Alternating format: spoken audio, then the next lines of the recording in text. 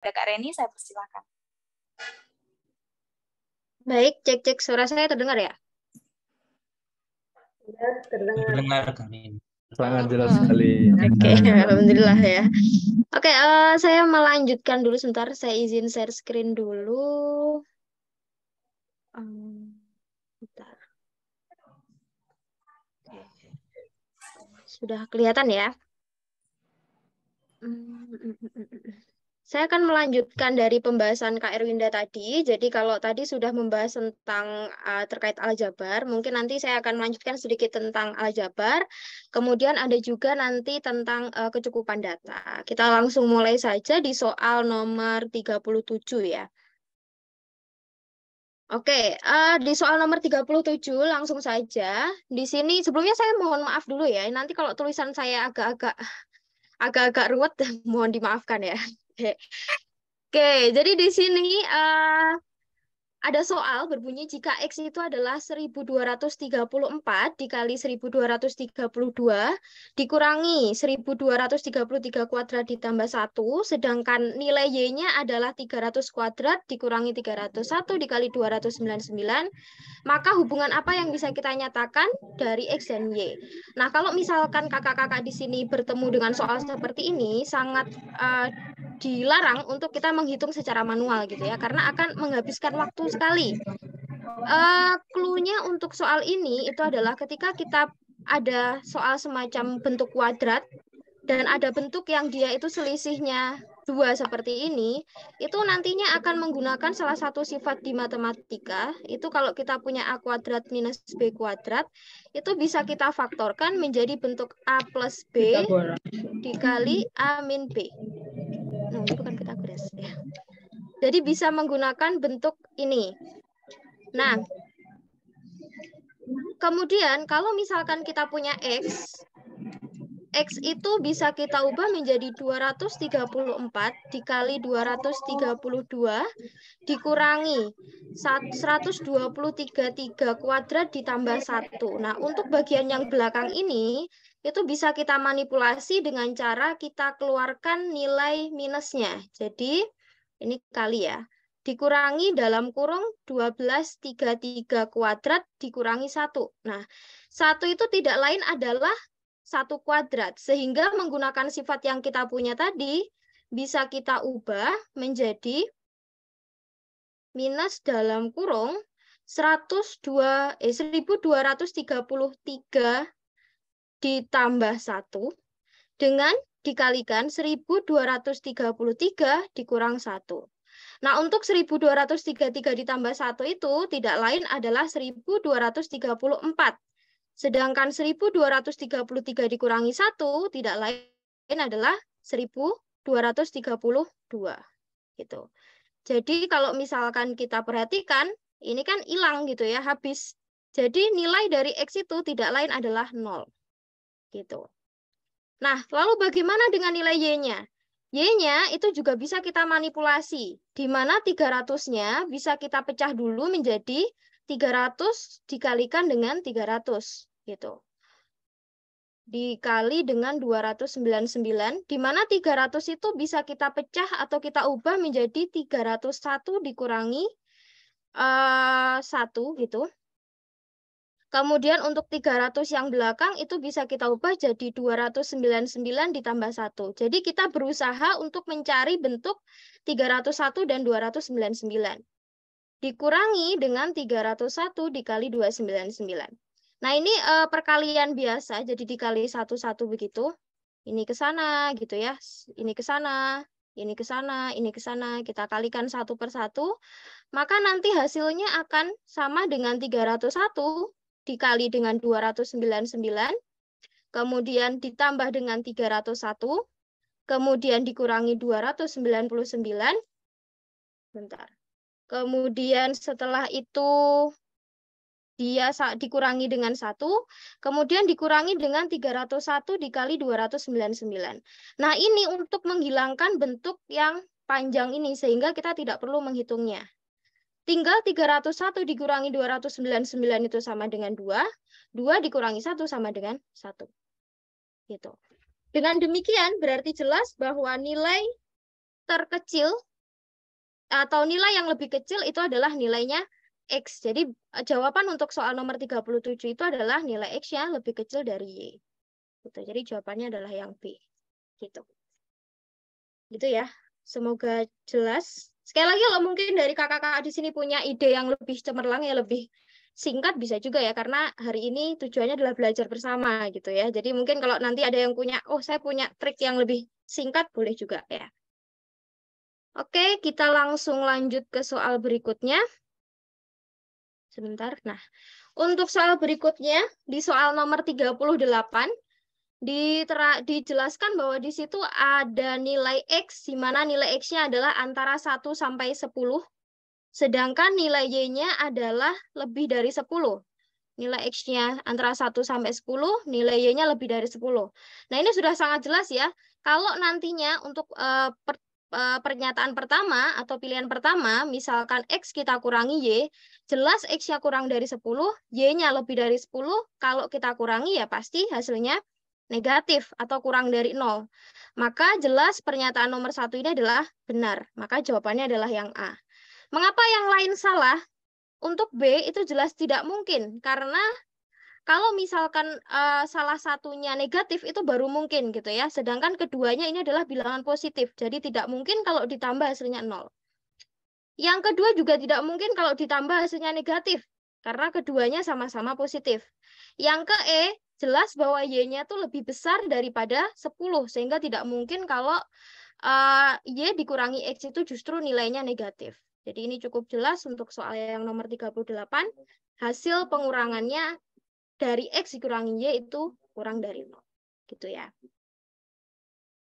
Oke. Nah, next untuk sebentar hilang nih. Oke. Nah, selanjutnya untuk nomor 39, di nomor 39 itu kita punya nilai X-nya itu lebih dari Y, nilai Y-nya lebih dari Z.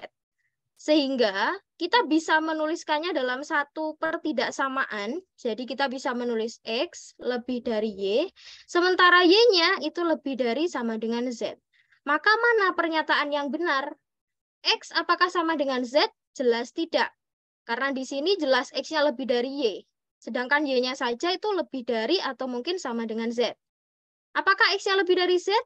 Nah, itu jawabannya. Karena di sini jelas bahwa X-nya lebih dari Y, sedangkan Y-nya itu lebih dari Z. Jadi jawabannya adalah yang B. Kalau yang ini justru kebalik ya. Ini ya tidak mungkin, karena sudah bisa kita tentukan dari satu pertidaksamaan ini. Gitu. Baik. Saya lanjutkan ya. Semoga bisa diterima ya. Oke. Next, kemudian untuk soal nomor 40, ini sudah masuk ke soal kaitannya tentang kecukupan data. Nah, mungkin yang bisa saya sampaikan pertama terkait tentang soal kecukupan data ini adalah hal yang perlu kita lakukan di sini adalah mengatakan cukup atau tidak cukup apabila kita mempunyai pernyataan-pernyataan tersebut untuk menjawab pertanyaan yang diberikan gitu. Jadi kita bukan mencari nilainya. Contoh di soal nomor 40 ini, diketahui di sana EGZ merupakan bilangan asli. Nah, nilai Z-nya berapa? Nah, tujuan kita di sini tidak untuk mencari nilai Z-nya, tetapi tujuannya adalah cukup atau tidaknya dengan ada dua pernyataan ini, kita bisa mencari nilai Z. Jadi terkadang, kalau dari saya menyarankan, seandainya dari kakak-kakak di sini sudah memastikan bisa mencari, tidak usah dicari sampai akhir. Cukup bisa memastikan dia bisa atau tidak, gitu. Sehingga itu akan mempersingkat waktu. Tidak, kan kalau misalkan di tes bakat skolastiknya itu kan lumayan cepat ya waktunya, jadi bisa dimanfaatkan untuk mengerjakan soal-soal yang lain, begitu. Nah, kita langsung mulai saja untuk soal ini. Di sini dikatakan bahwa X, Y, dan Z itu adalah bilangan asli. Nah, nilai Z-nya berapa? Kita coba dulu di satu pernyataan, di pernyataan yang pertama. Ketiga bilangan memiliki beda 2. Nah, kalau kita punya bilangan asli nih, bedanya 2, 3 bilangan tersebut. Itu akan ada banyak sekali option yang bisa kita berikan untuk pernyataan 1. Misal nih, bisa aja kita punya 2, kita punya 4, kita punya 6. Dia kan bedanya juga 2 ya kan. Bisa saya bikin 22, 24, kita bikin juga 22, 24, 26 gitu. Nah, dari sini kan amat sangat banyak kemungkinan yang bisa kita dapatkan. Sehingga tidak mungkin satu pernyataan ini saja cukup. Sehingga pernyataan satu itu bisa kita simpulkan tidak cukup untuk kita untuk membantu kita mencari nilai Z-nya. Lalu bagaimana dengan pernyataan kedua? Pernyataan kedua bilang hasil kali semua bilangannya adalah 105. Nah, mungkin kakak-kakak dulu pernah waktu di SD atau di SMP itu belajar yang namanya pohon faktor gitu. Coba kita ubah 105 itu menggunakan pohon faktor dulu. 105 itu bisa kita bagi 2 tidak mungkin kan. Jadi ini pembaginya itu namanya bilangan prima. Bilangan yang hanya bisa dibagi, yang hanya bisa membagi, hanya bisa dibagi 1 dan dirinya sendiri maksudnya. Ya, bilangan prima itu bisa kita tulis berapa aja ya, banyak ya. Cuman yang sering digunakan itu ada 2, ada 3, ada 5, ada 7, 9 itu tidak, 11, dan seterusnya. Karena ini 2 tidak mungkin, maka coba kita bagi 3. Kalau kita bagi 3, ini hasilnya adalah 35. Ketika 35 ini bisa dibagi berapa lagi? Kita cek. 35 itu tidak mungkin dibagi 3, tapi dia bisa dibagi 5. Nah, 5 kali berapa? 5 kali 7. Ini udah habis, sudah nggak bisa dibagi lagi. Dengan demikian bisa kita nyatakan kalau 105 itu bisa diubah menjadi 3 kali 5 kali 7. Nah, gitu. Ya, 3 kali 5 kali 7. Dari sini, kita memang tahu nilai X, nilai Y, nilai Z-nya. Tetapi, di soal itu kan tidak dinyatakan ya. Mana yang nilai X-nya, mana yang nilai Y-nya, mana nilai Z-nya. Apakah mereka adalah bilangan yang berurutan? Tidak dijelaskan juga gitu. Apakah mungkin saja saya bisa bikin, oh X-nya itu 3, Y-nya itu 5, Z-nya itu 7. Atau mungkin ada yang berpikiran X-nya itu yang 5, Y-nya itu yang 7, kan tidak ada keterangan di sana. Sehingga kita tidak bisa mencari atau menentukan nilai Z-nya yang mana. Bisa jadi 3, bisa jadi 5, bisa jadi 7. Gitu. Nah, kalau misalkan pernyataan 1 nggak cukup, pernyataan 2 nggak cukup, bagaimana kalau kita combine? Bagaimana kalau dua-duanya kita gunakan? Nah, kalau di pernyataan, di pernyataan pertama tadi bilang dia itu bedanya adalah 2, kemudian pernyataan kedua bilang hasil kalinya 105, itu cukup bisa kita tahu ya bilangannya berapa aja, karena sebenarnya dari pernyataan 2 aja kita udah tahu list bilangan X, Y, Z itu berapa aja, ada 3, 5, dan 7. Tapi sekali lagi di sini tidak ada keterangan lanjut Z-nya ini dalam apa, X, Y, Z-nya itu dalam bentuk terurut atau tidak. Sehingga kalau menemukan seperti ini kita perlu informasi lainnya tentunya. Makanya kalau di sini kita bisa bilang pernyataan 1 dan 2 itu tidak cukup untuk menjawab gitu. Karena meskipun kita tahu kemungkinan nilai X, Y, Z-nya adalah 3, 5, dan 7, tapi kita tidak tahu persisnya berapa gitu. Karena bisa jadi Z-nya bisa 3, bisa 5, bisa 7 gitu. Oke ya. Terima kasih. Dah. Oke, lanjut ke soal berikutnya. Di soal berikutnya ini soal nomor 41 itu tentang persamaan. Di sini ada X plus 2Y plus 3Z sama dengan 10. Nah, kita disuruh nyari nilai X-nya. Seperti yang saya bilang tadi, kita sebenarnya nggak harus sampai ketemu X-nya berapa. Tapi yang pasti kita memastikan bahwa kita tahu X-nya itu gimana cara nyarinya. Ya. Untuk pernyataan pertama, bentar. Untuk di pernyataan pertama, dibilang kalau Z-nya 1. Nah, coba kita substitusikan ya. Kita substitusikan dulu. Jadi pertama tadi kita punya X plus 2Y plus 3Z itu sama dengan 10. Lalu coba kita substitusikan nilai Z-nya sama dengan 1. Maka kita punya X plus 2Y ditambah 3 kali 1 sama dengan 10. Nah, kita punya X plus 2Y itu sama dengan 7. Nah, dari sini X, Y, Z itu bilangan real. Bilangan real itu ya bilangan semestanya, bilangan yang biasanya kita gunakan. Jadi termasuk kepecahan, termasuk bilangan bulat, termasuk bilangan rasional, itu semuanya. Jadi semua bilangan semesta bilangan yang kita gunakan itu biasanya bilangan real, kayak gitu. Nah, kalau seperti ini akan ada banyak kemungkinan nilai X dan Y yang bisa kita ambil. Sehingga kita tidak bisa menentukan bahwa nilai X-nya itu berapa gitu dengan satu pernyataan ini saja. Karena ini ada banyak nilai X dan Z yang bisa kita pakai gitu. Sehingga pernyataan satu aja tidak cukup. Kemudian, kalau kita menggunakan pernyataan 2. Pernyataan 2 dibilang bahwa nilai X plus Y-nya sama dengan 5. Itu bisa kita ubah. Yang kita miliki sebelumnya adalah X plus 2Y ditambah 3Z itu sama dengan 10. Dari sini bisa kita otak-atik nih, kita manipulasi jadi Y ditambah 3Z sama dengan 10. Kita tahu bahwa nilai X plus Y-nya itu adalah 5 kalau dari pernyataan 2. Kita substitusi jadi 5 ditambah Y ditambah 3Z sama dengan 10. Kita punya informasi kalau Y ditambah 3Z sama dengan 5. Tapi kita cukup punya informasi sampai sini aja. Ya, kembali lagi Y sama Z-nya ini bisa banyak sekali karena dia bilangan real. Bisa kita Y-nya misal kita anggap 2, Z-nya kita anggap 1 bisa. Atau yang lainnya misalkan ya. Kita anggap yang lainnya juga bisa. Misalkan tadi ya, contoh deh kalau misalkan Y-nya kita anggap berapa nih? 2, Z-nya kita anggap 1 itu memenuhi. Terus kita bisa juga menganggap berapa? Y-nya itu sama dengan 5, terus 4, terus Z-nya itu tak anggap sama dengan 1/3 juga bisa, memenuhi juga. Jadi akan ada banyak kemungkinan, sehingga tidak bisa kita putuskan dengan satu pernyataan ini. Nah, pernyataan 1 sendiri nggak bisa, 2 sendiri nggak bisa, kita combine keduanya. Kalau misalkan kita combine, dari yang pertama kita punya X plus 2Y itu sama dengan Z, sama dengan 7, sorry. X plus 2Y sama dengan 7 gitu. Nah, kemudian di pernyataan kedua, kita punya X plus Y-nya itu sama dengan 5. Ya udah, X plus Y ditambah Y sama dengan 7, X plus Y-nya 5. Nah, di sini kan udah kelihatan ya, kalau Y-nya itu fix, Y-nya itu 2. Gitu.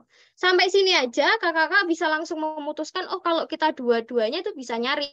Udah gitu. Kita sudah bisa nyari. Nggak usah diselesaikan X-nya itu berapa gitu, nggak usah. Karena pada dasarnya kita cukup nyari dia cukup atau enggak gitu. Tapi kalau mau dicari juga bisa sih. Ini kan Y-nya udah ketemu 2, nanti dimasukin ke sini X-nya berapa gitu ya.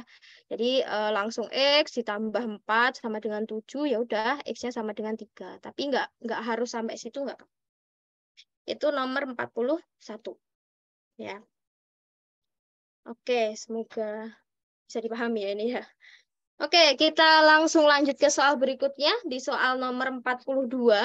Nah, untuk soal nomor 42 itu, maaf ya, tadi saya baca.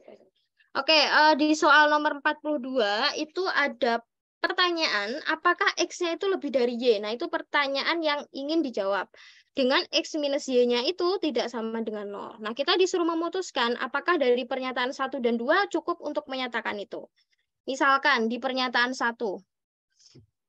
Di pernyataan 1, kita punya bahwa X kuadrat dikurangi 2XY ditambah Y kuadrat itu sama dengan 6 dalam kurung X minus Y. Nah, di sini mungkin tadi sempat membahas tentang persamaan kuadrat gitu ya. Ini bentuknya nih sangat familiar ya. X kuadrat, belakangnya kuadrat, depannya kuadrat, terus tengahnya ada 2-nya. Nah, itu biasa termasuk bentuk dalam termasuk bentuk dari sifat-sifat dari bentuk kuadrat gitu. Kalau tadi di awal saya ngasih contoh A kuadrat min B kuadrat, ini tuh tidak lain adalah bentuk dari A ditambah B dikuadratin. Atau lebih tepatnya minus ya, karena ininya minus. Kalau A minus B kita kuadratin, itu sama dengan A kuadrat minus 2AB ditambah B kuadrat. Kayak gitu. Jadi kalau misalkan ada 3 suku, depannya kuadrat, belakangnya kuadrat, tengahnya ada 2-nya, itu secara secara tersirat gitu ya, itu pasti dia akan menggunakan bentuk persamaan kuadrat atau bentuk kuadrat yang ini gitu. Kemudian kita bisa gunakan sifat ini untuk di soal ini. Jadi X kuadrat min 2XY plus Y kuadrat itu tidak lain adalah bentuk dari X min Y yang dikuadratin. Nah, sama dengan 6 kali X minus Y. Ini sama-sama kedua ruas punya X min Y. Kita bagi aja. Berarti kita punya informasi kalau X min Y itu sama dengan 6. Nah, dari pernyataan ini saja sudah tersirat ya. Kalau suatu bilangan kita kurangi dengan bilangan yang lain, tentu bilangan yang depan ini adalah yang lebih besar. Sehingga dari sini sudah kita bisa putuskan kalau nilai X-nya itu lebih dari Y. Jadi pernyataan 1 cukup nggak? Cukup gitu. Nah, sekarang kita cek untuk pernyataan 2. Pernyataan 2 itu dia bilang 2Y sama dengan 2X ditambah 5. Nah, ini kalau misalkan kita pindah ruas nilai 2X-nya, itu jadi minus 2X sama dengan 5.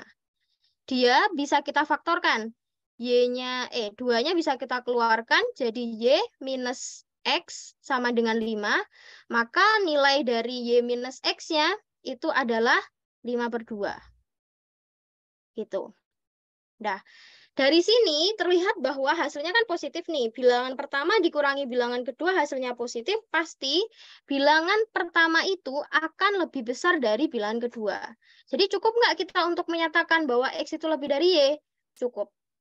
Loh Kak, itu kan nggak sesuai gitu ya. Ini kan yang diminta apakah ini itu lebih besar. Jadi bukan berarti kita harus nyari bentuk X lebih dari Y ya. Tapi bisa nggak kita memutuskan X itu lebih dari Y dengan dua pernyataan ini? Kalau misalkan jawaban yang pertama atau pernyataan pertama itu cukup dan jawabannya adalah ya benar. Kalau informasinya seperti itu X-nya lebih dari Y. Bentar, baterai saya low, bentar ya. Bentar, ada iklan dulu nih. Kaget ya, saya kira PC saya mati. Ya, sorry ya. Udah aman ya. Semangat Kak Oke. Ren. Ya. Udah ya, ini aman ya untuk yang pertama tadi X-nya lebih dari Y gitu, kita bisa memutuskan. Yang pertama yang kedua juga kita bisa memutuskan gitu ya. Ya sudah, pernyataan 1 atau 2 saja masing-masing kita bisa memutuskan kayak gitu. Jadi jawabannya ya yang mana nih? Salah satu aja bisa gitu. Gitu ya. Jadi yang dicari itu bukan jawaban yang harus benar, yang penting cukup atau enggak, itu aja. Oke, next. Semoga ini masih kuat ya kakak-kakak yang ada di sini ya. Oke.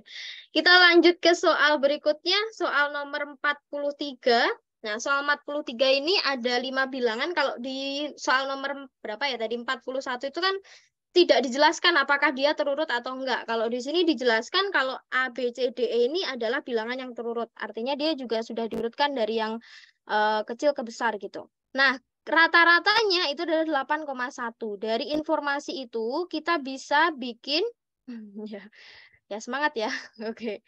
Oke, di sini bilangan A, B, C, D, E itu terurut, jadi di sana ada rata-rata ya. Rata-ratanya itu 8,1. Kalau kita ngomongin rata-rata, itu sama aja dengan kita cari atau kita peroleh dari semua bilangannya, itu kita tambahkan, lalu kita bagi dengan banyaknya ada berapa. Berarti ini kan sama aja dengan A ditambah B, ditambah C, ditambah D, dibagi, E-nya ketinggalan, dibagi 5 gitu. Oke. Nah, ini bisa kita kali silang, jadi 8,1 kita kalikan 5, itu sama aja dengan A ditambah B, ditambah C, ditambah D, ditambah E. Jadi ini 40,5 itu adalah A tambah B, tambah C, tambah D, tambah E. Udah, kayak gini aja. Kemudian di sana dia bilang kalau mediannya itu sama dengan bilangan kedua. Nah, bilangan keduanya itu adalah B di sini. Jadi B itu sebagai bilangan kedua. Kalau mediannya aja di bilangan kedua, median itu kan nilai tengah ya. Median itu nama. Kalau nilai tengahnya aja nggak ada di tengah, gimana ya? Nilai tengahnya nih nggak di tengah nih, berarti itu bisa kita simpulkan bahwa ternyata B itu sama dengan C sama dengan D. Karena dia bilang kalau nilai mediannya itu berada di bilangan kedua gitu, nilai median di kedua. Jadi bisa kita klaim bahwa ternyata mereka itu sama, B sama dengan C sama dengan D. Nah, sekarang dari informasi yang kita peroleh dari soal, kita cek masing-masing pernyataan.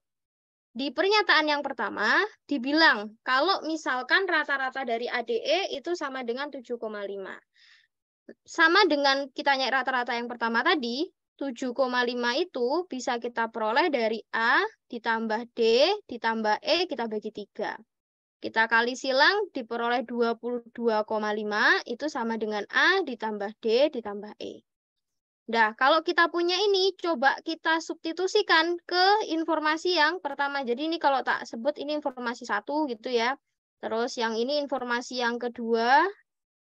Terus ini adalah informasi yang ketiga. Nah, kita manfaatkan itu semua. Bisa nggak ya kita menemukan mediannya alias BCD-nya itu berapa gitu. Kita bisa substitusikan 40,5 itu kan kita peroleh tadi A ditambah B ditambah C ditambah D ditambah E. Nah, kalau ABDE, ADE-nya itu bisa kita kumpulin jadi A tambah D tambah E gitu ya, ditambah B ditambah C. ADE-nya itu tidak lain adalah 22,5. Sementara B dan C-nya itu sama, jadi bisa kita langsung tulis 2B gitu nggak masalah. Ya. Terus kita pindah ruaskan ke sana, ketemu 18 sama dengan 2B. Udahlah, B-nya udah ketemu nih. Ini mau diterusin, boleh nggak diterusin ya, nggak apa-apa gitu. Ya, karena kan yang penting kita tahu kalau kita bisa nyari mediannya. Berarti pernyataan 1 aja tuh udah cukup buat membantu kita nyari median. Sedangkan untuk pernyataan 2 gimana nih, Kak? Jangkauan datanya 9. Nah, kalau jangkauan itu sebenarnya sama dengan selisih dari data tertinggi atau biasanya nyebutnya X max gitu ya, data tertinggi dikurangi dengan data terendahnya berapa gitu. Nah, karena tadi dia sudah bilang terurut min gitu ya. Karena dia tadi bilang terurut, berarti data tertingginya itu adalah E, terendahnya itu adalah A. Jadi di pernyataan kedua ini kita cuma tahu kalau E dikurangi A itu sama dengan 9. Itu tok, itu aja gitu. Terus kita mau nyari nilai B-nya. Apakah mungkin? Sedangkan informasi yang di awal tadi kita cuma tahu A tambah B tambah C tambah D tambah E-nya itu 40,5. Gitu. Dimana BCD-nya itu sama. BCD-nya ini kalau mau dirangkum jadi 3B itu nggak masalah gitu ya. A ditambah 3B ditambah E sama dengan 40,5. Sedangkan informasi tambahannya cuma tahu kalau E dikurangi A sama dengan 9. Ini kalau mau disubstitusi pun masih meninggalkan ada B di sana, ada A di sana. Jadi akan ada 2 variabel yang kita nggak tahu kepastiannya. Ya udah, berarti pernyataan 2 ini jelas nggak akan mungkin, nggak usah dilanjutin gitu. Jadi, kenapa kok itu? Ya, ini sekalian saya jawab aja ya. Ya benar Kak Dea. Jadi kalau yang namanya median itu kan nilai tengahnya ya. Karena dia nilai tengahnya ada di kedua, ya berarti di samping-sampingnya itu pasti juga nilai tengahnya gitu. Karena dia sudah terurut, jadi udah pasti BCD-nya sama gitu. Ya nggak apa-apa. Tapi memang harus dipaksa belajar matematika ya Kak. Oke. Oke. Ya jadi untuk pernyataan di soal ini yang cukup adalah pernyataan 1 aja. Kalau pernyataan 2 nggak cukup, jadi jawabannya yang A gitu. Jadi sekali lagi kenapa BCD-nya itu bisa sama? Karena dia mediannya kedua. Median itu kan nilai tengah nih. Ya asumsinya nilai tengah itu pasti di tengah. Tapi ternyata dia bilang nilai tengahnya di urutan kedua. Otomatis yang urutan setelah-setelahnya itu ya adalah nilai tengah juga. Gitu. Oke, kalau gitu saya lanjutkan ya. Semoga bisa memberikan pencerahan nih buat kakak-kakak di sini ya. Oke, kita lanjutkan. Nah, untuk soal berikutnya di soal nomor 44 itu ada tentang usia. Ya, berapakah usia Dea sekarang? Jadi kita nyari usianya Dea. Jumlahnya usia Dea dan juga Emma itu 28 tahun. Nah, bisa nggak ya kita memperkirakan usianya Dea ini kalau di logika aja nih. Ada 2 orang, jumlah usianya adalah 28. Bisa nggak kita memprediksi si usianya Dea? Jelas tidak ya, karena banyak banget kemungkinannya. Bisa aja, tidak ya. Tidak, nanti ada sesi selanjutnya. Jadi kalau misalkan di nomor 44 ini, di pernyataan pertama, jumlah usia Dea dan Emma 28 tahun, itu ada banyak kemungkinan. Bisa jadi 1 tahun sama 27, bisa juga setengah tahun sama 27,5 tahun juga bisa gitu. Jadi untuk pernyataan 1, kita tidak bisa menyimpulkan apapun. Akibatnya, pernyataan 1 tidak cukup untuk menjawab berapa usianya Dea. Sedangkan untuk pernyataan 2, 5 tahun lalu usia Emma sama dengan 2 kali usia Dea. Jadi kalau kita ngomong usianya EMA sekarang itu D. Jadi EMA sekarang itu kita misalkan adalah D. Terus usianya Dea sekarang itu adalah, kok Dea? Aja ya usianya EMA. Ini usianya EMA sekarang itu usianya Dea sekarang itu D. Berarti kalau 5 tahun lalu ya berarti dikurangi 5, D dikurangi 5 gitu. Usia EMA 5 tahun lalu bisa kita tulis dikurangi 5 gitu. Sama dengan 2 kali usianya Dea, berarti 2 kali D dikurangi E. Nah, kalau misalkan kita tulis, ini bisa kita sederhanakan jadi 2D dikurangi 10 gitu.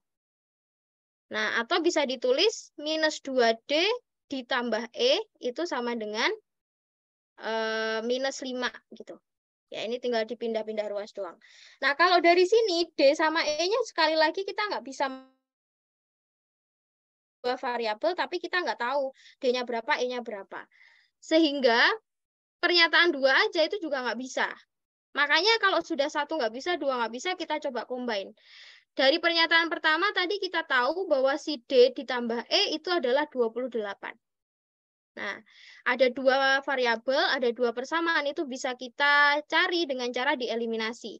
Jadi kayak D ditambah E sama dengan 28, kemudian minus 2D ditambah E itu sama dengan minus 5. Nah, dari sini bisa kita kurang. Nah, kuncinya itu adalah kita harus membuang satu variabel lain. Nah, variabel di sini yang sama gitu yang kita buang. Di sini yang sama itu adalah si E-nya. Nah, ini E sama tuh. Berarti tinggal kita kurangi aja. D dikurangi 2D itu 3D. 28 ditambah 5 itu sama. Jadi kalau satu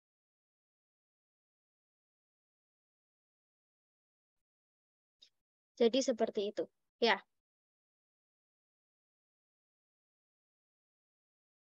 Langsung batas. Oke. Ya, saya sambil lihat ini ya. Saya sambil lihat komen ya. Semangat buat semuanya ya. Kasih motivasi dulu Kak Ren. Ya, oke. Kasih motivasi dulu ya. Oke, semangat ya semuanya ya. Saya hanya bisa bilang semangat nih. Ya, insya Allah tidak akan sesusah itu kok ya. Pasti yang penting dibiasakan aja. Yang penting dibiasakan, oke. Kau ulangi lagi katanya Kak. Weh, kau ulangi lagi. Ya wes, ya wes, ya wes. Saya ulangi singkat-singkat aja ya. Oke, jadi kalau di soal ini kan kita mau nyari isi usianya Dea ya. Kalau Dea itu berarti kita nyari D. Sebenarnya di awal itu kita harus memisalkan dulu usianya Dea sekarang itu apa, usianya Emma sekarang itu apa. Nih saya tadi terlanjur usia di pernyataan 2. Misal kita tulis usia Emma sekarang itu adalah E, sementara usia Dea sekarang itu D besar gitu. Nah, kalau misalkan nih pernyataan pertama bilang jumlah usia Dea dan Emma adalah 28 tahun. Logikanya nih, mereka jumlahnya 28. Berarti kan banyak banget. Bisa saya bilang Dea-nya itu 1 tahun, Emma-nya 27. Bisa juga bilang Emma-nya itu 23, berarti Dea-nya 5 tahun. Ada banyak kemungkinan. Jadi kalau kita menemukan banyak kemungkinan kayak gitu, jelas kita bisa bilang kalau ya nggak cukup pernyataannya gitu. Lalu kalau pernyataan 1 nggak bisa, kita langsung loncat ke pernyataan 2. Pernyataan 2-nya itu bilang 5 tahun lalu. Kalau misalkan usianya Emma tadi kita tulis E, 5 tahun lalu berarti usia si Emma adalah E dikurangi 5. Jadi kalau misalkan usianya sekarang mereka 10 tahun, ya 5 tahun lalu ya 10 kurangi 5 ya 5 tahun gitu. Nah, usianya Emma itu dikatakan 2 kalinya usia Dea. Berarti E-5 atau usia Emma 5 tahun yang lalu itu sama dengan 2 kali usianya dia 5 tahun yang lalu gitu. Kita otak-atik nih, E-5 sama dengan 2D-10, kita pindah-pindah ruas gitu. 2D pindah ke sana jadi minus 2D, minus 5 kita pindah ke belakang jadi plus 5. Akibatnya kan minus 10 ditambah 5 kan minus 5. Ini juga sama karena ada 2 variabel, tapi kita cuma punya satu persamaan, nggak bisa menentukan nilai D sama E-nya. Sehingga pernyataan 2 aja nggak bisa. Karena 1 nggak bisa, 2 nggak bisa, kita coba combine mereka berdua. Karena di sini ada D plus E 28, min 2D plus E sama dengan min 5, kita coba otak-atik. Ini biasanya namanya sistem persamaan linear dua variabel ya. Tadi sempat kan di soalnya Mbak R tadi ada yang 3 makan ya. Nah, ini bisa dibuang salah satu variabel. Nah, yang dibuang itu adalah yang sama. Di sini itu yang sama adalah E. Jadinya dikurangi gitu ya. Kalau dikurangi E-nya hilang ya. D dikurangi min 2D jadi 3D, 28 dikurangi minus 5 jadi 33. Udah sampai sini aja cukup gitu. D-nya tahulah kita ya, nggak usah dihitung, nggak masalah. Berarti kalau satu nggak cukup, dua nggak cukup, tapi kalau bareng kita bisa nemu. Nah, berarti jawabannya yang C. Itu ya. Bukannya 2D. Itu dikalikan satu-satu ya. Jadi kalau ngalikannya nggak boleh cuma satu doang gitu. Ini bilangnya kan 2 kali usia Dea 5 tahun yang lalu. Jadi usianya Dea 5 tahun yang lalu kan D-5 gitu ya. Jadi kalau misalkan dikurangi jadi 2D-5. 2D-10 gitu ya. Terus saya terdistrak dengan chat ini ya. Oke ya. Semuanya ya. Oke. Udah. Oke, kalau gitu saya lanjutkan ya. Rindu, Kak. Lebih berat mana matematika sama rindu. Iya. Ini kita dipaksa ini semuanya ya. Dipaksa untuk belajar. Oke. Selanjutnya ke soal berikutnya ya. Ini tinggal dikit lagi kok. Tenang. Mana? Nah. Soal nomor 45 nih. Soal nomor 45 itu jika M dan N itu bilangan bulat positif. Ya, M sama N itu pasti positif. Nah, kita itu disuruh bilang M pangkat N dikurangi 2 itu negatif atau, genap apa ganjil gitu. Aduh. Ya inilah, kita disuruh menentukan dia genap apa ganjil. Nah, pernyataan pertama, bentar, nggak enak nulisnya di sini. Sini aja deh ya. Jadi kita disuruh memutuskan M pangkat N dikurangi 2 itu genap apa enggak sih gitu. Pernyataan pertama itu kita tahu M kuadrat itu adalah genap ya. Nah, ini sekedar informasi juga buat kakak-kakak. Kalau misalkan bilangan kuadrat itu hasilnya genap, maka bilangan itu sendiri itu adalah genap gitu. Itu sudah dapat dipastikan. Buktinya apa, Kak? Oh, bisa. Tapi nanti kalau saya tulis pusing nanti tambahan ya. Ya, pokoknya dipakai aja ya. M kuadrat itu genap, maka M-nya genap gitu. Itu silakan di input lah gitu ya. Kemudian kalau misalkan M-nya genap, M itu kan bilangan genap. Bilangan genap itu kita pangkatin berapapun, hasilnya juga genap gitu. Jadi kalau M-nya itu genap, jika M itu genap, maka M pangkat N pasti genap. Mau N-nya itu bilangan apapun, itu pasti genap. Kayak gitu. Jadi, ya sudah. Kalau seperti ini, jelas bahwa M pangkat N dikurangi 2 itu bisa kita tentukan dia mau genap atau enggak. Karena kalau M-nya genap, tadi kan dipangkatin berapapun pastinya hasilnya genap. Ya sudah, selesai gitu. Artinya kita bisa menentukan nilai M pangkat N-2 itu genap atau tidak. Gitu. Itu pernyataan pertama berarti cukup. Kemudian, di pernyataan kedua. Pernyataan kedua itu bilang kalau N kuadrat itu ganjil, bagaimana dengan M pangkat N-nya? Nah, kalau N kuadrat itu ganjil, N-nya itu pasti ganjil. Sama dengan yang pernyataan pertama ya. Kalau M kuadratnya genap, dia M-nya pasti genap. Kalau N kuadratnya ganjil, N-nya pasti ganjil. Nah, kalau N-nya ganjil, itu kan kita kan cuma tahu N-nya ya. Kita nggak tahu nih M-nya apa. M-nya apa itu bisa kita tentukan sebenarnya. Kan kalau bilangan itu kemungkinan cuma ada 2. Kalau nggak genap ya ganjil. Selain itu nggak mungkin gitu kan.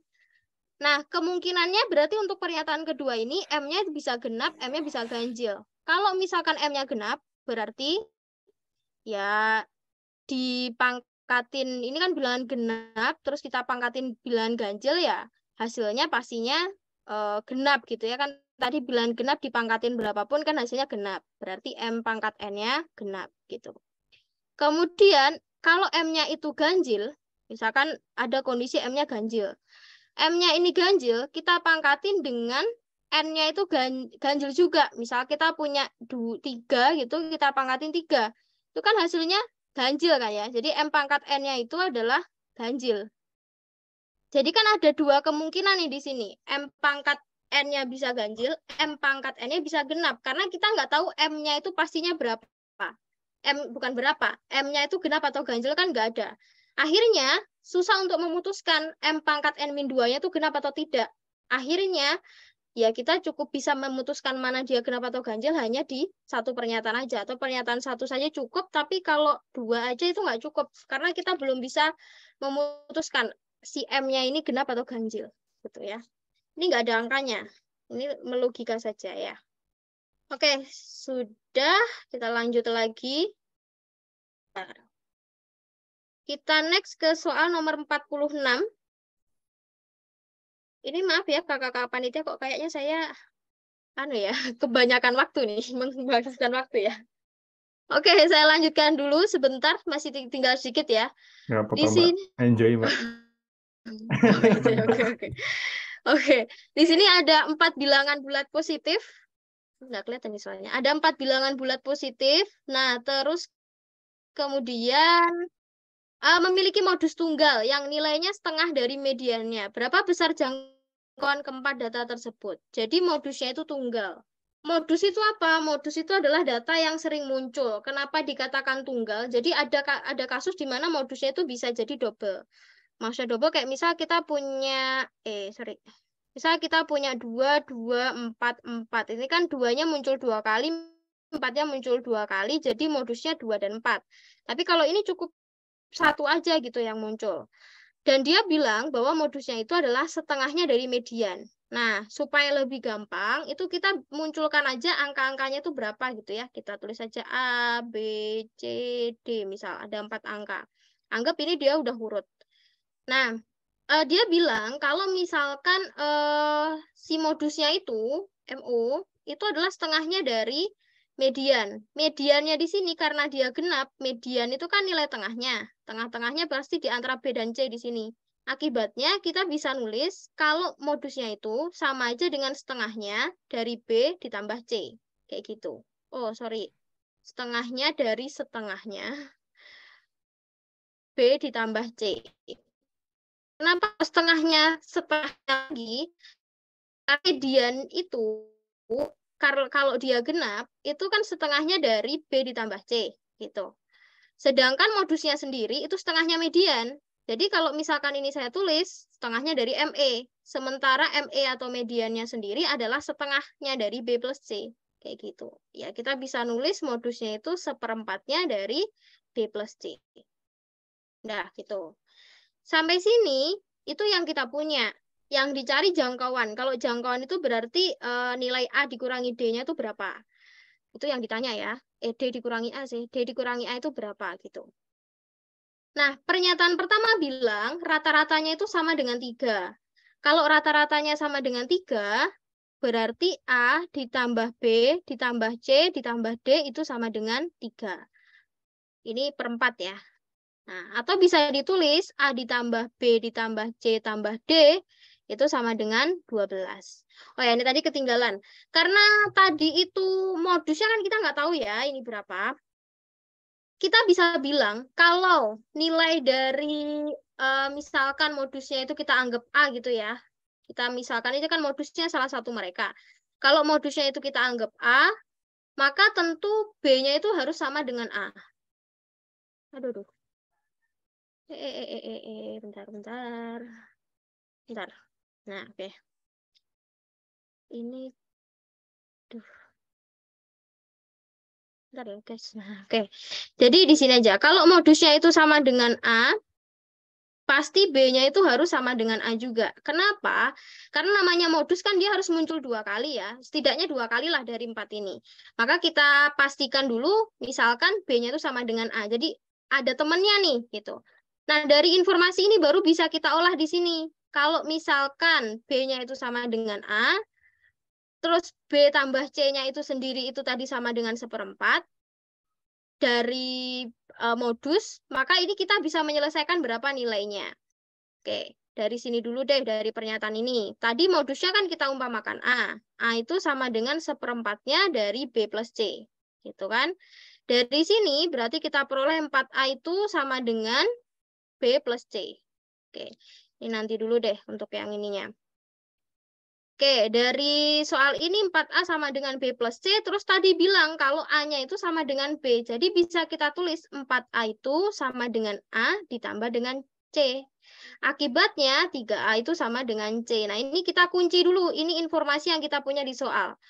Kemudian kalau dari pernyataan 1 kita punya, kalau rata-ratanya tadi, A tambah B tambah C tambah D itu sama dengan 3. Berarti ini kan kalau kita tulis A tambah B tambah C tambah D-nya aja, itu sama dengan 12. Nah, A kan sama dengan B tadi ya. A-nya sama dengan B, berarti kita tulis A ditambah A. C-nya itu setara dengan 3A. Tulis saja 3A plus D, sama dengan 12. 5A itu ditambah D sama dengan 12. Kita punyanya cuma ini aja, Kak, gitu. Bisa nggak nyari A sama D-nya? Bisa, karena di sini kemungkinannya 4 bilangannya positif aja. Kita coba dulu aja. Kalau misal ini kita list ya, A, B, C, D-nya. Kalau A-nya kita tulis 1, si B-nya kan sama dengan A. Si C-nya kan 3 kalinya. Akibatnya, totalnya kan maunya 12 ya. Ini sudah 5, berarti kan di sini 7. Oh, kita bisa nyari nih, D dikurangi A-nya berapa.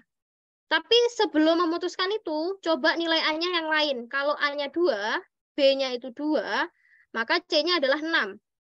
Kalau maunya totalnya 12, berarti mau tidak mau ini 2. Kalau ini kan nggak terurut, jadi salah.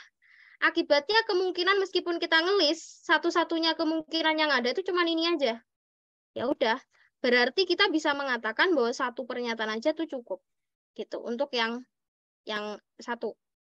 Nah, kalau yang kedua itu bilangan terbesarnya 6. Nah, kalau bilangan terbesarnya 6 nih malah lebih bingung lagi nih. Kita punya A, B, C, D gitu.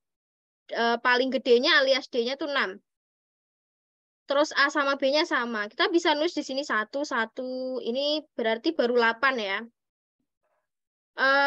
Terus di situ tidak dikasihkan, kita asumsinya nggak punya keterangan yang nomor ini. Di sininya kita bisa ngisi angka berapapun gitu. Ya, jadi untuk pernyataan 2 ini ketika kita cuma punya bilangan terbesarnya 6, kita nggak bisa memastikan nilai A-nya itu berapa. Karena di situ cuma bilang bahwa ya A sama B-nya sama atau 3A sama dengan C tadi ya. Atau di sini tadi bilangnya kalau 3A sama dengan C berarti kan di sininya berarti bisa berapa nih? Bisa 3 gitu kan. Tapi kan ini bukan kemungkinan satu-satunya. Kita bisa juga bikin kalau di sini 2, di sini 2, di sini 6, di sini 6 juga nggak apa-apa gitu. Akibatnya juga nggak bisa. Itu tidak konsisten. Sehingga pernyataan 1 saja itu cukup.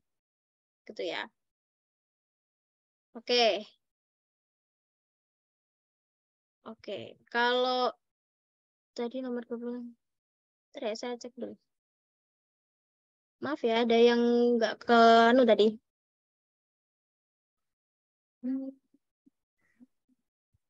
Bukan C ya, Kak. Maaf ya, kelewatan mana yang dimaksud bukan C. Tadi yang nomor 25, Kak, kalau yang tidak nggak bisa data dan dipakai bersama-sama. Kak, kalau yang tidak nggak bisa data 1 dan 2 dipakai bersama-sama. Kalau dia mau dipakai bersama-sama itu yang C gitu. Misal pernyataan 1, tadi modusnya ada 3, bukan 2, bukannya berarti jawabannya bias lebih 1, Kak. Kira-kira. Misal nih di pernyataan 1 tadi modusnya ada 3, bukan 2. Maksudnya bukan 3 ya. Jadi modusnya itu modusnya tadi kan tunggal nih. Makanya kalau modusnya tunggal itu pasti dia munculnya kan lebih, namanya modus pasti munculnya lebih dari sekali. Sehingga kita anggap A itu modus, maka salah satu yang lain itu modus. Nah, tadi dianggapnya itu B. Nah, itu kan cuma muncul ada 2 modus aja gitu. Cuman 2 kali muncul gitu. Itu namanya tunggal. Kalau misalkan dia modusnya nggak tunggal, berarti kan bisa jadi kayak munculnya sama-sama semua gitu. Itu namanya tidak tunggal modusnya gitu. Maaf Kak C, untuk nomor 45 karena bersama-sama cukup. Nomor 45 apa ya tadi ya? Bentar ya. Cek dulu nih. Saya senang. Kalau yang C tadi itu kan pernyataan 1 aja tuh udah cukup ya. Jadi kalau misalkan nih, jadi kuncinya kalau di kecukupan data ya, ketika kakak-kakak 1 pernyataan aja cukup, misal 1 cukup nih, cek yang kedua, 2 cukup enggak? Ternyata 2 ini nggak cukup. Nah, itu jawabannya udah pasti A, nggak usah dicoba bersama-sama gitu. Jadi ketika satu sudah cukup, satu aja udah cukup, nggak usah dicoba bersama-sama. Kecuali kalau satu nggak cukup, 2 nggak cukup, baru dikombin. Kalau satu aja udah cukup, kita nggak usah nyari apakah dia bisa kalau bersama-sama kayak gitu. Itu ya Kak ya. Kak siapa tadi? Kak Mita. Itu. Gak kemungkinan 3 bulan. Iya, betul Kak Puspita. Jadi munculnya cuma 2 kali aja ya modusnya ya. Oke. Oke, saya lanjut dulu ya, supaya nanti saya tidak dimarahi panitia nih. Iya. Oke, 47. 47 soalnya gini, kalau misalkan mesin X dapat memproduksi 100 kaleng dalam waktu 2 jam dengan kecepatan konstan. Berapa lama waktu yang dibutuhkan jika mesin Y dijalankan bersamaan dengan mesin X untuk memproduksi 100 kaleng yang sama? Nah, untuk pernyataan nomor 47 itu, kita tahu bahwa mesin X dapat memproduksi 100 kaleng dalam waktu 2 jam. Jadi kecepatannya atau V itu kan biasanya jarak dibagi waktu. Cuman kondisinya di sini kaleng dibagi waktu ya. Jadi kalengnya ada 100, waktunya 2 jam, berarti 100, V-nya itu Vx, kecepatannya X itu adalah 100 dibagi 2. Jadinya 50 kaleng per jam. K per jam gitu. Itu Vx-nya, itu yang kita punya. Nah, yang kita mau cari tahu adalah berapa lama yang dibutuhkan untuk memproduksi 100 kaleng, di mana X dan Y-nya itu bareng-bareng kerjanya. Nah, di sini untuk pernyataan pertama, dia bilang kalau kedua mesin itu menghasilkan kaleng yang sama. Kecepatannya sama gitu ya. Berarti Vx-nya itu sama dengan Vy-nya. Gitu, kecepatannya sama. Berarti otomatis kalau Vx-nya tadi adalah 50 km per jam, maka untuk Vy-nya itu juga 50 km. Si kaleng ya, sorry. Latah tadi kaleng maksudnya. Kaleng per jam, maka yang Vy-nya juga 50 kaleng per jam. Nah, dari sini udah sangat jelas ya, kalau kita mau memproduksi 100, 2 mesin harus kerja sama, ya udah berarti butuh waktu berapa jam? 1 jam. Kita bisa memutuskan kan waktunya berapa. Jadi pernyataan 1 aja itu cukup. Nah, kalau pernyataan 2, kecepatan produksi mesin X hanya setengahnya dari mesin Y. Sehingga kalau Vx-nya tadi kita punya 50 kaleng per jam, Vy-nya itu pastinya 100 kaleng per jam. Gitu kan. Nah, kita maunya memproduksi 100 kaleng di mana mereka kerjanya bareng. Ini kalau 1 jam kan nggak mungkin, karena yang diproduksi kalau mereka kerja bareng sudah jelas 150.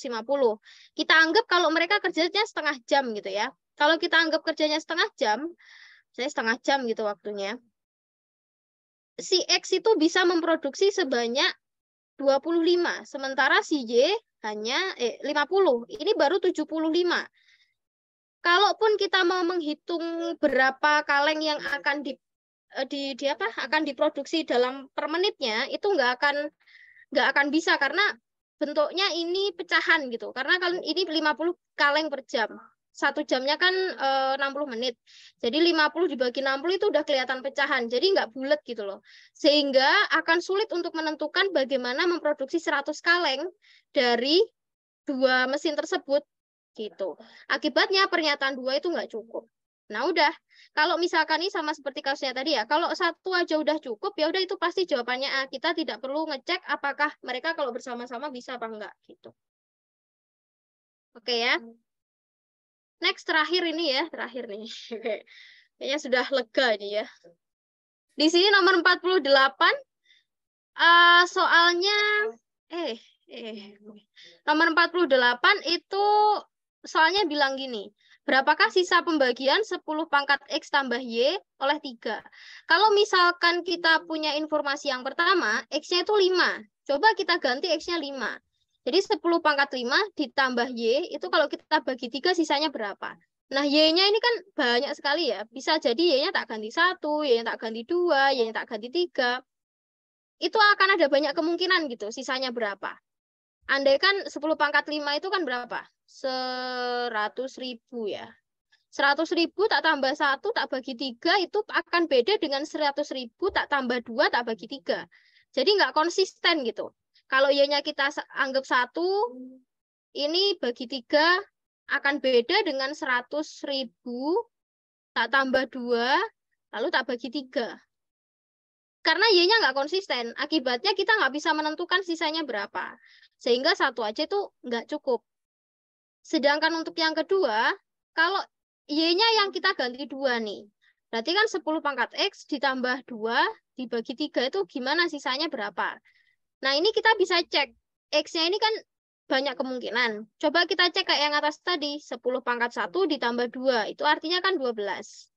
Kalau kita bagi dengan 3, itu sisanya ternyata 0. 12 bagi 3 sama dengan 4. Sisanya 0. Nah kalau misal 10 pangkat 2 kita tambah 2. 10 pangkat 2 kan 100 ya. Berarti 102 nih. Kita bagi 3. Ini bagi 3. Berarti 102 kita bagi 3 itu bisa nggak nih? 980, 12. Bisa ya, sisanya 0 juga nih. Gitu. Ini aku langsung sisa aja ya. Sisanya 0. Ini juga kalau misalkan dibagi 3 juga bisa. Sisanya 0 juga. Kalau misalkan kita pakai 10 pangkat 3, kita bagi 3, itu 1002. 1002 kita bagi 3. Itu juga sisanya 0. Nah, dari sini ternyata X-nya tak masukin berapapun, hasilnya sisanya 0. Artinya, ketika kita tahu Y-nya sama dengan 2, kita nggak perlu nilai X-nya berapa, kita bisa menentukan, oh, sisanya tuh berapa. Akibatnya di sini jawaban yang mungkin adalah yang B. Gitu. Jadi 1 aja nggak bisa, tapi 2 aja nggak gitu.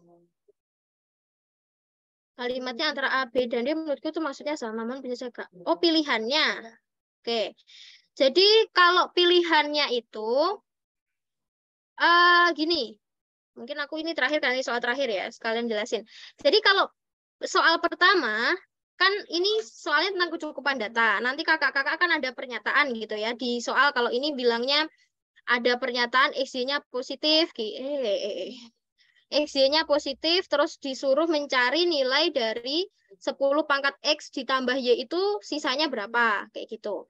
Nah, ketika menemukan soal seperti itu, kakak-kakak olah dulu pernyataannya. Setelah olah dulu di soalnya itu apa informasinya, kemudian coba dulu pernyataan 1.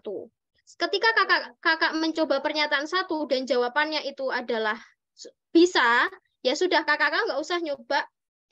Sorry, ulangi lagi nih. Kalau misalkan kakak-kakak nyoba pernyataan 1, ternyata bisa cari atau bisa menjawab soal, kakak-kakak harus nyoba pernyataan 2 dulu. Ya, ketika pernyataan 2 itu juga bisa, berarti 1 kan bisa nih. 1 sendiri itu bisa untuk menjawab, 2 sendiri itu juga bisa untuk menjawab, maka jawabannya adalah yang D. Salah satu pernyataan saja cukup. Tapi ketika kakak-kakak tadi nyoba 1 aja itu yang A aja atau pernyataan 1 aja itu bisa. Tapi ketika nyoba yang pernyataan 2 saja itu nggak bisa, berarti kan 1 aja cukup. Artinya yang A.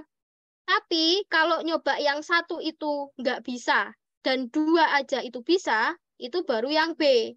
Tapi kalau 1 nggak bisa nih, 2 sendiri nggak bisa. Terus kalau 1 nggak bisa, 2 nggak bisa, kakak-kakak harus nyoba di-combine. Kalau di-combine itu ternyata bisa, baru itu yang D. Tapi kalau udah 1 nggak bisa, 2 nggak bisa, di-combine juga nggak bisa, berarti jawabannya yang E, kayak gitu. Jadi memang harus dicoba-coba gitu, Kak. Gimana Kak Hanum? Menurut nggak ya jawaban saya ini? Bisa diterima nggak, Kak? Ini belum tanya jawab ya, tapi sekalian ya panitia ya. Oke, kalau kayak gitu terima kasih dari saya. Pesannya buat semuanya meskipun bukan dari jurusan matematika, emang ini dipaksa buat belajar matematika karena nanti buat tes bakat skolastiknya lumayan banyak juga dari matematikanya. Jadi tetap semangat buat kakak-kakak di sini. Jangan pantang menyerah lah intinya ya. Tetap semangat lah. Semoga disukseskan buat tes bakat skolastiknya. Gitu aja. Terima kasih dari saya. Mohon maaf sebesar-besarnya ya kalau ada salah kata. Maaf juga buat panitia menyita banyak waktunya. Saya kembalikan ke ini. Ke siapa tadi moderatornya ya.